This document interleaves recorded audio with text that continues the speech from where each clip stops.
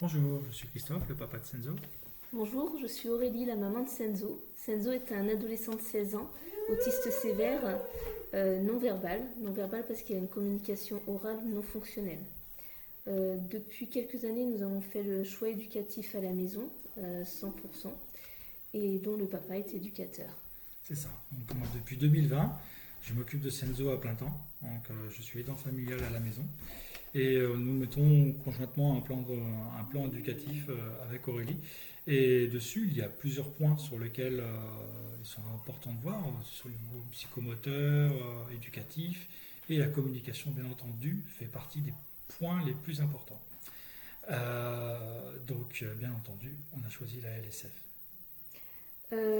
Alors pour détailler un petit peu notre présentation, on va parler un petit peu de notre histoire brièvement. La découverte de la LSF, les bénéfices qu'on a déjà obtenus aujourd'hui et l'importance de Christine qui vient chez nous pour nous aider à apprendre cette langue. Senzo a été diagnostiqué à l'âge de 2 ans à peu près parce qu'il avait énormément de troubles envahissants du comportement, on va dire, du développement, dont le fait de tourner les roues constamment toute la journée ou d'être très attiré par l'eau, ce qui était très compliqué à l'époque. Il n'a pas de communication orale, donc ses principales demandes au départ étaient beaucoup en prenant notre main et puis en nous disant je veux ça, je veux ça. Un classique. Un classique chez les personnes autistes. Il a également un fort retard d'apprentissage qui lui complique l'apprentissage de la langue orale et écrite parallèlement. Au niveau psychomoteur, il est très en retard, il a du mal à s'approprier son corps. Donc on a découvert la LSF via une présentation en conférence que je vais te laisser détailler. Oui, donc c'était à Vince Carbone. C'est une présentation sur 2 jours. Et le point le plus important pour moi, c'est une présentation qui était axée sur la communication. Dedans, il représentait donc en comparaison. Attendez, excusez-moi, juste BCBAD, j'ai oublié de vous préciser ce que c'est. C'est une association aux États-Unis donc, qui certifie les personnes donc, qui ont un niveau de diplôme doctorant et qui sont habilitées à travailler auprès des personnes autistes. Donc voilà, c'est quelque chose que l'on retrouve beaucoup en France. En tout ce qui est la psychologie du comportement, on se sert beaucoup de cette certification qui vient des États-Unis pour s'assurer que les personnes ont bien les compétences requises et qu'ils sont bien à jour de leurs compétences pour pouvoir nous aider dans tout ce qui est prise en charge ABA essentiellement. Auprès des enfants autistes. Voilà, donc sur cette conférence, on a surtout donc pu comparer que la langue des signes apportait énormément de bénéfices auprès des enfants et il y avait des acquisitions d'apprentissage qui étaient beaucoup plus rapides comparé par exemple à un langage par image, donc qu'en France on appelle le PEX. Et moi, ça m'a emballé. Et c'est vrai que Senzo, à ce moment-là, n'appréciait pas. On lui avait demandé de faire du PEX parce qu'on ne savait pas faire autre chose. Le personnel éducatif à ce moment-là qui nous suivait ne voyait pas autrement qu'avec ce modèle de communication. Et nous sommes donc rentrés à la maison. Et Senzo adorait se balancer dans le hamac. Et il avait une image pour le hamac, il me donnait l'image. Et donc le PEX qui est une communication par image, et moi après je lui redonnais l'image, il me disait, je lui avais dit que c'était ok, et ensuite j'allais le balancer. Donc on voit qu'il y avait beaucoup de comportements qu'il devait émettre, de l'attente aussi, et attendre mon acceptation, beaucoup de choses qui mettaient à distance son but. Et il n'était pas très motivé, et puis à la fin il traînait des pieds, alors que c'est quelque chose qu'il adorait. Alors je lui ai montré le signe, je l'ai guidé avec tous les protocoles que Vince Carbone avait montré pendant la formation. Je lui ai montré le signe, je l'ai guidé, il m'a fait un proto-signe qui ressemblait. Je lui disais, ok, je t'ai compris, tu veux te balancer. Donc je l'ai balancé 1 fois, 2 fois, et puis à la fin il courait vers moi, il faisait le signe. On avait fait un signe. C'était le signe bercé qu'on lui faisait faire. C'est ça. Et plus facile que le signe balancé, que je voudrais pas faire un faux signe, mais il était plus difficile. Et on est parti là-dessus. Et donc c'était en 2012. Donc Senzo avait 7-8 ans à ce moment-là, je ne sais plus exactement. Et et là on a passé une super après-midi parce que les choses sont devenues en fait tellement plus simples. Et c'est la communication en fait elle vient de lui à ce moment-là. Et il n'y a plus de médiateur. Et ça, c'est quelque chose, d'un coup, qui lui appartient. Donc, ça offre un vrai changement pour lui. Et donc, par la suite, toujours en approche comportementale pour l'apprentissage de la langue des signes, on a donc mis en place tout plein de protocoles pour pouvoir lui apprendre petit à petit. Et actuellement, sachant qu'il a un apprentissage qui lui est extrêmement difficile, il a déjà acquis de manière purement fonctionnelle plus d'une vingtaine de mots. Voilà, une vingtaine de mots, essentiellement sur des... D'abord, c'est ce qui marche le mieux, hein, sur les besoins primaires, comme manger, boire, après le chocolat, on va dire, tout ce qui est fonctionnel, tous les besoins primaires. Et ensuite, il commence à nous demander des choses un petit peu plus vastes. Et surtout à donner son ressentiment. Alors pour l'instant, on lui apprend, qui peut dire qu'il a été content, qu'il aime. Mais les sentiments. Et c'est quelque chose qui n'était pas possible avec l'image, donc qui nous est très important, la LSF pour ça, puisque elle nous permet de lui apprendre des choses un peu plus abstraites, et puis comme la politesse, le bonjour, le merci qui est le même. Donc c'était très important, et tout d'un coup il y a quand même une interaction qui est forte.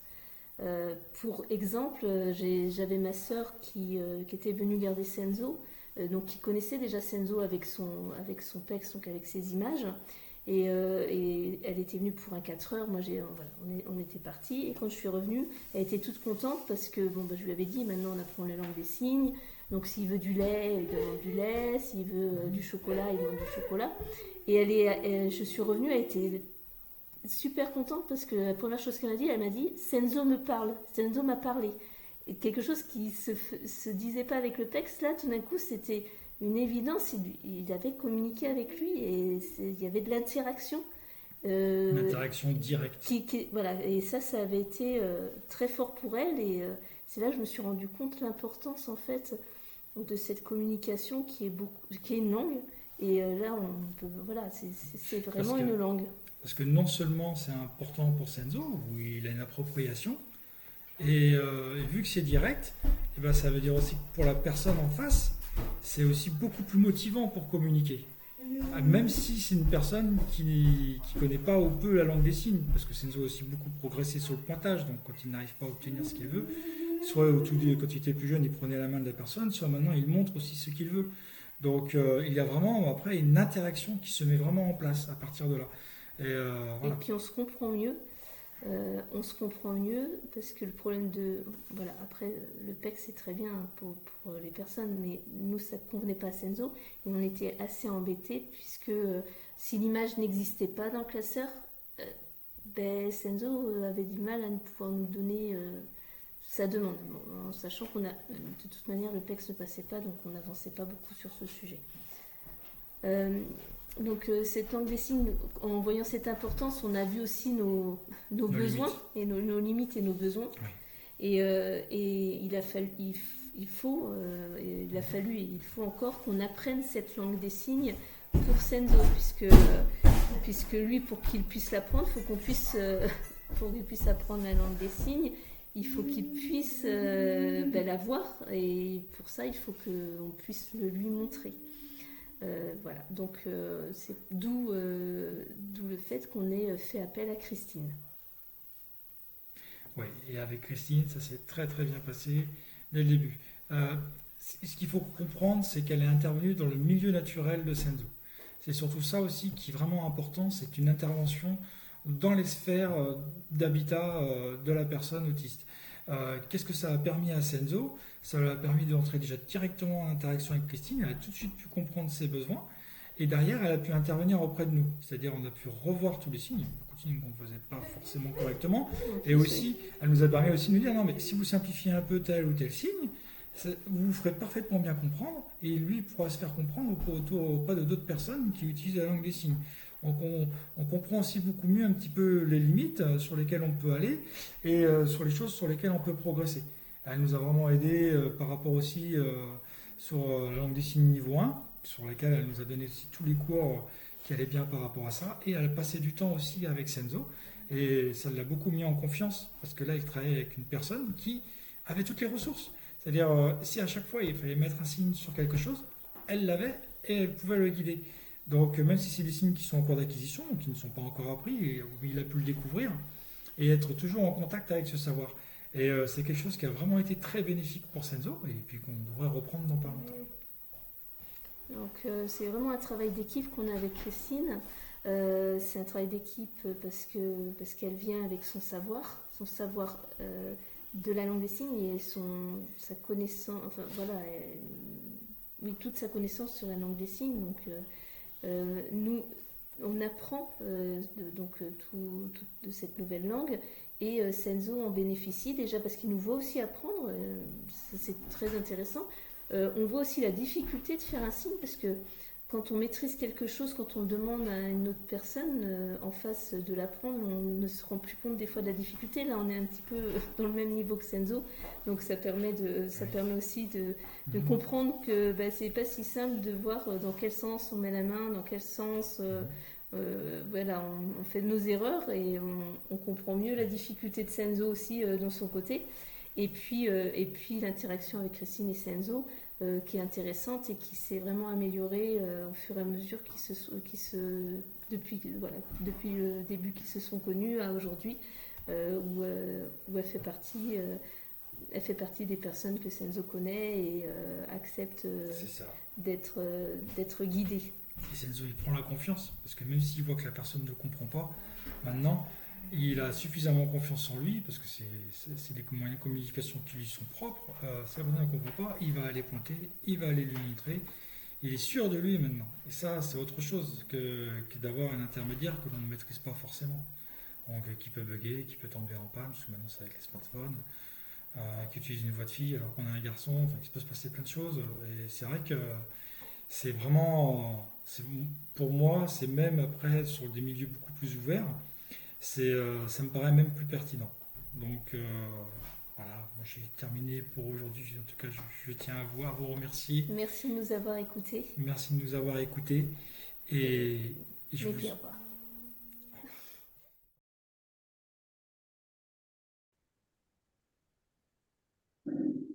Aujourd'hui, je suis très heureuse de participer à cette conférence.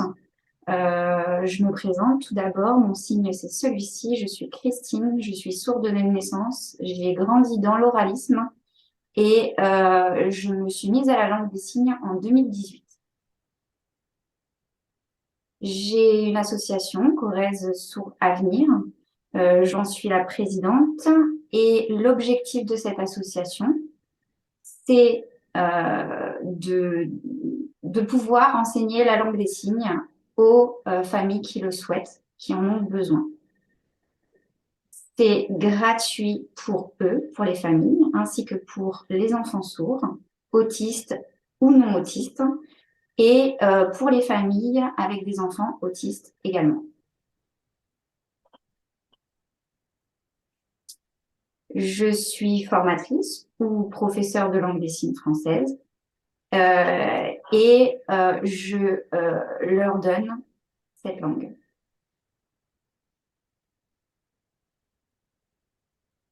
Vous avez pu regarder la vidéo des parents de Senzo et j'aimerais rajouter mon complément d'expérience personnelle.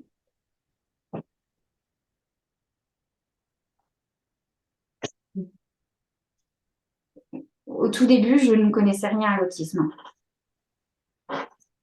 Mais après de nombreuses recherches et l'expérience des parents de Senzo, j'ai pu m'inspirer. Ils ont pu m'expliquer ce qu'était l'autisme, leur vision de l'autisme.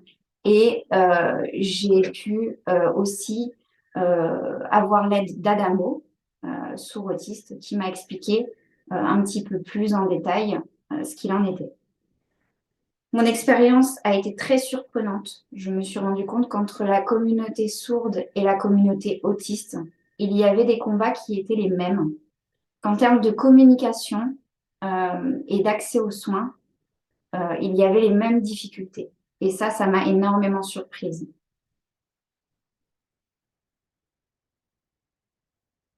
Alors, pourquoi la langue des signes française?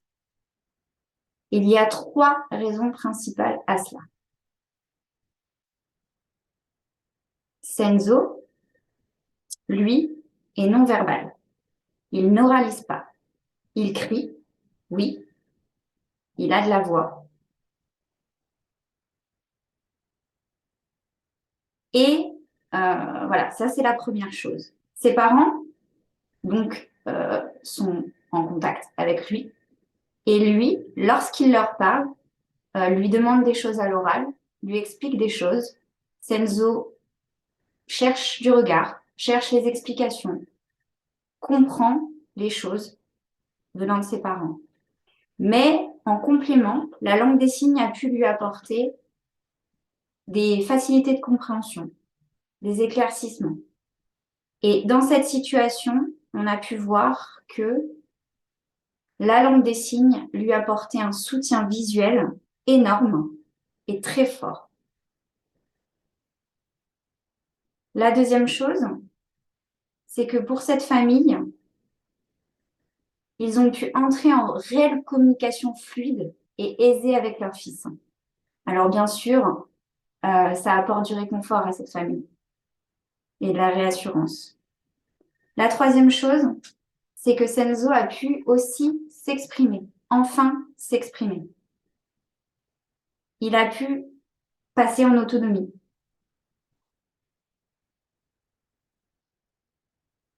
Les ateliers de langue des signes se passent de quelle manière?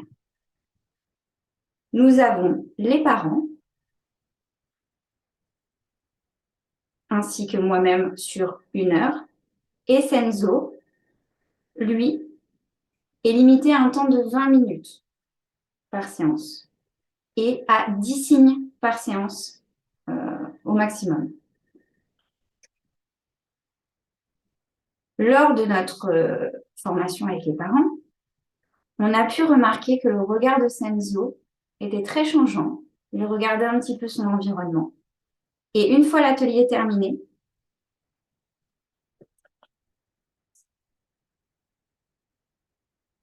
on pouvait remarquer que le lien n'était pas encore établi. Le lien visuel n'était pas encore établi. Le regard bougeait encore énormément. Il faisait aussi beaucoup de mouvements. Il allait et venait, ne restait pas en place. Et ça, il ne s'est pas resté concentré et fixe sur une longue période. Senzo adore la musique. Et j'ai pu, moi, signer avec les parents. Lui, au niveau de ses configurations de main, de sa dextérité, c'est beaucoup plus compliqué. Donc, il a fallu accepter ses façons de faire et m'adapter à lui. J'ai pris mon mal en patience. Et au fil des ateliers, on avait des objectifs un peu différents selon les demandes des parents ou encore les révisions. On pouvait faire des séances de révision où on répétait des signes. Et les parents de Senzo avaient aussi une feuille sur laquelle ils prenaient des petits dessins. Et régulièrement, on revenait à un support visuel pour demander à Senzo quel était le signe abordé. Il répétait le signe et de cette manière, petit à petit, on a vu qu'il arrivait à associer l'image au signe.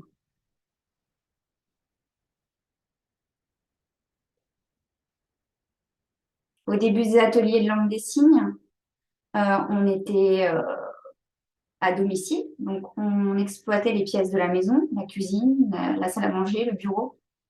Et ensuite, on s'est focalisé sur la cuisine. La famille de Senzo adore cette pièce. Et c'est ces supports qu'on a trouvés au quotidien pour rentrer dans le vocabulaire de langue des signes et lui faire essayer certains signes. C'était souvent des objets. On montrait d'abord le visuel, ensuite on passait aux signes nous-mêmes et il reproduisait. On a pu remarquer que de cette façon, avec ce protocole, il assimilait les signes. Je m'en souviendrai toujours. c'était le signe fenêtre. Voilà, donc ce signe. Je lui ai demandé si c'était une fenêtre. Il a cherché du regard la fenêtre et il a essayé de reproduire difficilement ce signe. Donc, ce que j'ai fait, c'est que je suis allée vers lui.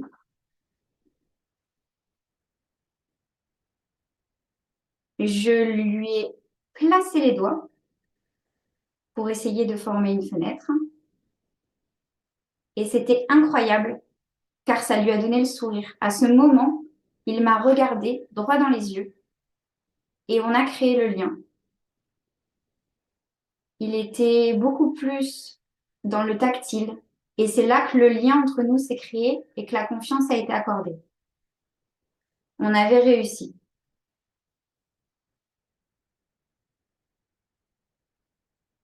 J'ai remarqué que ses parents avaient besoin d'être là. Il avait besoin du renfort de ses parents. Que souvent, on se mettait derrière lui pour l'accompagner. Et ensuite, on se mettait derrière lui pour lui prendre les mains. On ne se mettait pas à côté, en fait. On se mettait derrière lui pour accompagner le mouvement et lui prendre les mains et lui placer les mains par derrière. Senzo a du vocabulaire. Hein. Par exemple, le frigo, se laver les mains, la fenêtre, le four, la table, les chaises, le fromage, manger, du chocolat, car il adore le chocolat. Et petit à petit, la nourriture est devenue notre méthode de jeu. Et il savait très bien qu'on allait jouer avec les signes. Ensuite, on est passé à se laver, à aller aux toilettes. Récemment, la famille m'a invitée. Et j'ai pu voir Senzo, qui était métamorphosé. Son visage était beaucoup plus illuminé, brillant. Avant, il avait les yeux concentrés, le regard noir. Et j'ai trouvé qu'il était épanoui. La confiance en moi était toujours là. Et il était passé plus en autonomie. Son regard était moins fuyant. Il arrive à beaucoup plus capter le regard. Et j'ai été vraiment très, très heureuse pour lui ainsi que pour ses parents, bien sûr. En conclusion, mon expérience personnelle a été très, très riche, avec énormément d'émotions mélangées. J'ai appris beaucoup sur l'humain en général.